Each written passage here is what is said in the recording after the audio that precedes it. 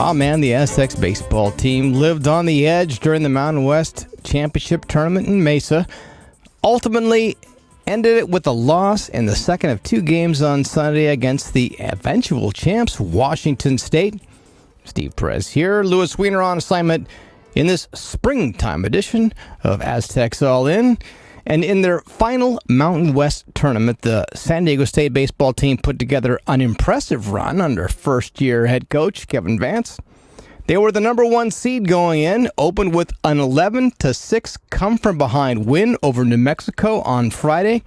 Saturday, they had to come back again from an 8-1 deficit against Air Force, ending up prevailing 11-8 in an elimination game. On Sunday, they beat Washington State 9-2 in the first game of the day to force a winner-take-all final. But the Cougars erupted for 11 runs in the final 3 innings of the championship game. Aztec pitching arms, guess they just wore out.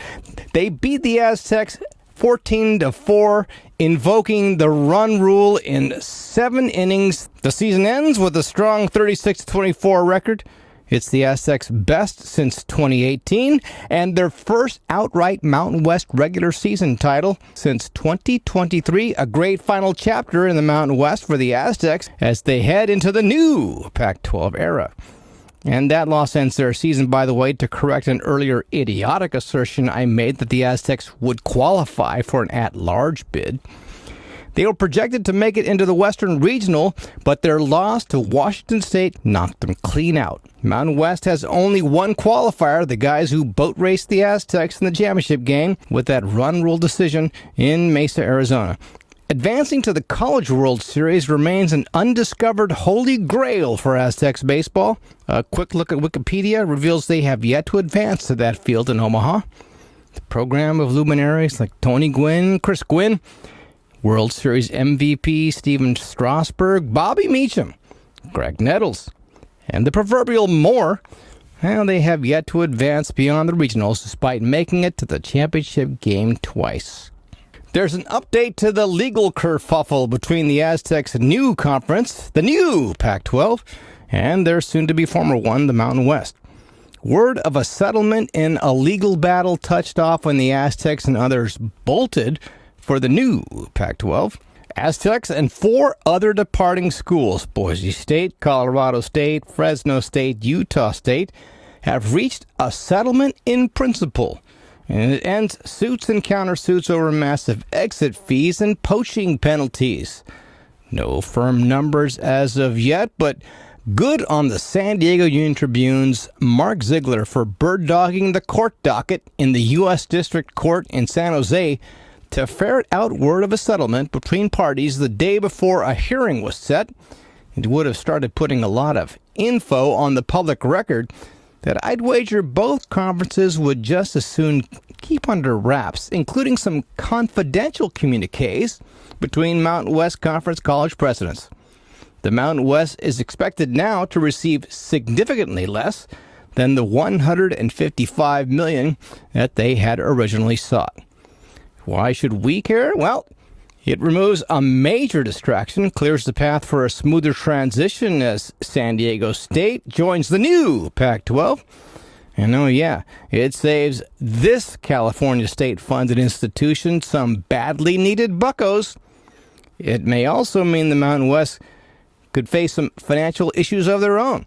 Give schools still in that conference a little loophole to search elsewhere for greener pastures. We will learn of the final settlement scheduled for filing with the court by June 2nd, followed by a hearing set for June the 9th. Good news as usual for San Diego State's women's track and field team. This year, 4 Aztecs have qualified for the NCAA preliminary championships coming up soon.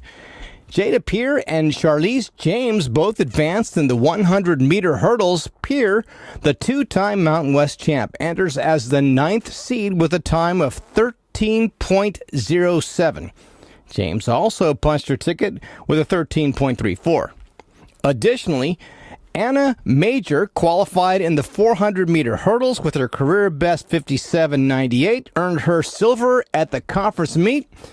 Isabella Nilsson, an Oregon transfer, earned a spot in the pole vault. They'll compete at the NCAA first round in Fayetteville, Arkansas this week, with the top performers advancing to the NCAA championships in Eugene. This comes after a strong Mountain West Outdoor Championships in Clovis, California, where the Aztecs finished 6th overall with 64 points. And a strong season for San Diego State men's golf came to an end last Wednesday, May 20th, in the NCAA Marana Regional. Aztecs finished 11th out of 14 teams at +5 overall. They showed good fight, getting better each round. Started with a 299, then 289, closed with a solid 7 under 281 on the final day. Harry Takas led the Aztecs. The Brisbane sophomore, ranked as high as number 4 in the country, named Mountain West Golfer of the Year, finished 13th individually at 8 under 208. He shot a final round 69 and rewrote the Aztecs record books this year with a staggering 69.23 scoring average. Senior Tyler Kowak added a strong final round 69 to tie for 31st at 1 under.